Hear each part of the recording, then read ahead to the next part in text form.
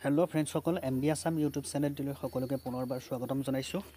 মুখ্যমন্ত্ৰী মহোদয়ে ঘোষণা কৰিছে যে অসম পুলিচৰ ইণ্টাৰভিউ আৰু অসম টেটৰ ইণ্টাৰভিউ জুন জুলাই মাহত অনুষ্ঠিত হ'ব আৰু ADRE আছাম ডাইৰেক্ট ৰিক্ৰুটমেণ্টৰ যি পৰীক্ষা সেইটো ছেপ্টেম্বৰ অক্টোবৰ মাহত হ'ব।